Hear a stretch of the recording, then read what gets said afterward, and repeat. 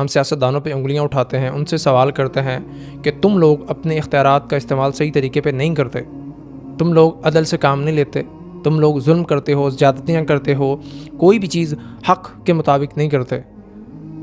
لیکن کبھی آپ نے اپنے آپ سے یہ سوال کیا ہے کہ آپ کے پاس جو اللہ تعالیٰ نے اختیار آپ کو دیے ہیں، کہ آپ اس کا استعمال صحیح طریقے پہ کر رہے ہو؟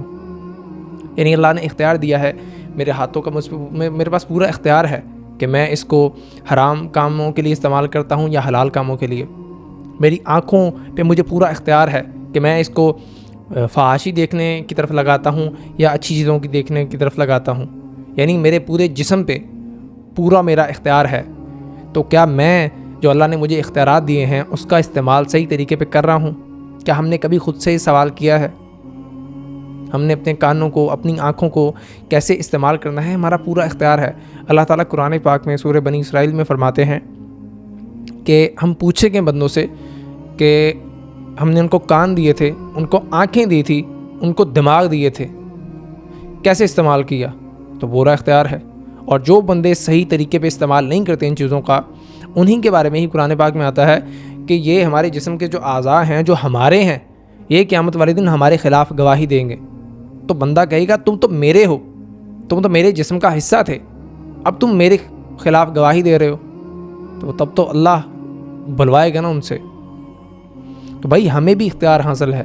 دوسروں پہ انگلی اٹھانے سے پہلے ہمیں خود کو دیکھنا ہے کہ ہم جو اس جسم پہ پورا اختیار حاصل ہے، ہم بھی حکمران ہیں، ہم بھی حاکم ہیں، ہم بھی وزیر اعظم ہیں اپنے آپ کے، تو اس وجود کو کس طرح استعمال کرنا ہے؟ پورا اختیار ہے تو اس کو کیسے استعمال کر رہے ہو؟ کبھی سوچا ہے؟ اللہ کے نبی صلی اللہ علیہ وسلم کی حدیث ہے، آپ نے فرمایا کہ قیامت والے دن 5 سوال اللہ تعالیٰ کرے گا، اور ان سوالوں کا جواب دینے سے پہلے بندے کے قدم اللہ تعالیٰ کے سامنے سے نہیں ہٹیں گے۔ پہلا سوال ہوگا تم نے اپنی زندگی کہاں گزاری؟ اب زندگی گزارنے پہ میرا پورا اختیار ہے کہ میں اپنی زندگی کہاں پہ گزارتا ہوں، اچھے کاموں میں، برے کاموں میں، فضول کاموں میں کہاں گزارتا ہوں، پورا اختیار ہے۔ پھر اللہ پوچھے گا جوانی کہاں گزاری؟ یعنی زندگی کا ایک جو پیک ہے، یعنی جب توانائیاں عروج پہ ہوتی ہیں، جب ہر چیز اپنے بلند مقام پہ ہوتی ہے، یعنی بندہ اس ٹائم پہ بہت سٹرونگ ہوتا ہے، بہت مضبوط ہوتا ہے، ہر چیز بندے کی مضبوط ہوتی ہے، تو وہ کہاں پہ تم نے گزاری؟ اب وہ ہمیں پورا اختیار حاصل ہے۔ آج کل کے نوجوان ٹک ٹاک پہ ریلیں دیکھتے ہیں، ٹک ٹاک دیکھتے ہیں، ریلیں شارٹس وغیرہ دیکھتے ہیں، تو کیا ہم اپنا یہ اختیار صحیح طور پہ استعمال کر رہے ہیں؟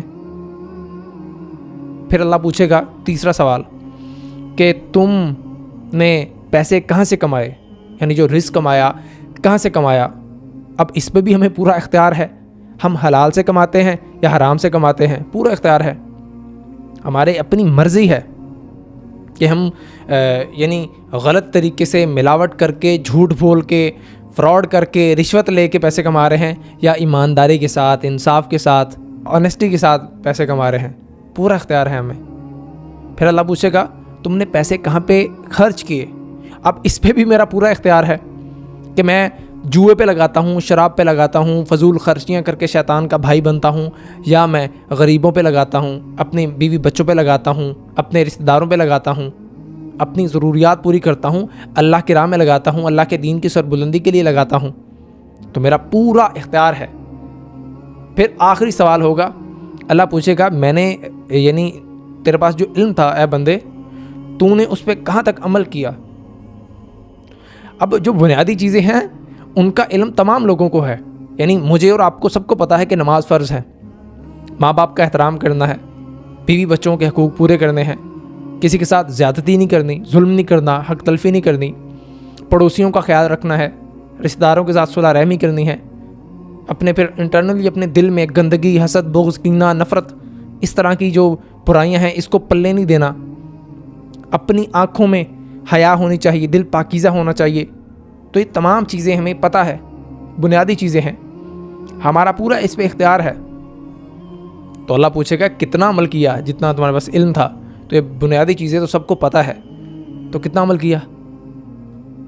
پورا اختیار ہے ہمیں کہ ہم کس طرح اپنے وجود کو کس طرف ڈھالتے ہیں، کس طرف لے کے جاتے ہیں، ہماری ترجیحات کیا ہیں، ہماری شب و روز کس طرح کے لوگوں کے ساتھ گزرتی ہے، اچھے لوگوں کے ساتھ، برے لوگوں کے ساتھ، ہماری جو ایکٹیویٹیز ہے اس کا لب لباب کیا ہے، یعنی اس کا جو سینٹرڈ پوائنٹ ہے وہ کیا ہے، کیا اللہ کی ذات ہے، کیا ہم ہر کام کرنے سے پہلے یہ دیکھتے ہیں کہ یار اللہ کو یہ بات پسند آئے گی یا نہیں آئے گی، یا یہ دیکھتے ہیں کہ یار دنیاوی طور پر ہمیں یہاں پہ کوئی فائدہ ہوگا یا نہیں ہوگا۔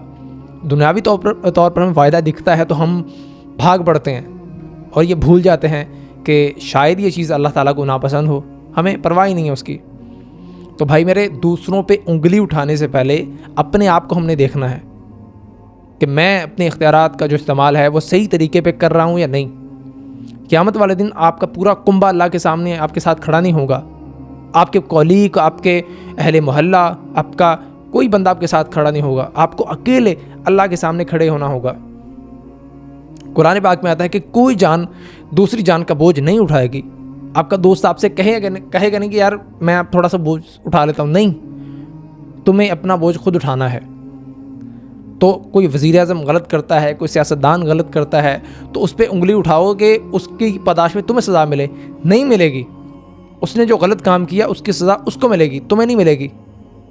تو تم ٹھیک ہے انگلی اٹھا لینا، بعد میں پہلے تم خود کا احتساب کرو، خود کا حساب کرو کہ میں جو اللہ تعالیٰ نے مجھے اختیارات دیے ہیں اپنی ذات پہ، 5-6 فٹ کے جسم پہ، اپنی سوچوں پہ، کیا میں اس کا استعمال صحیح طریقے پہ کر رہا ہوں؟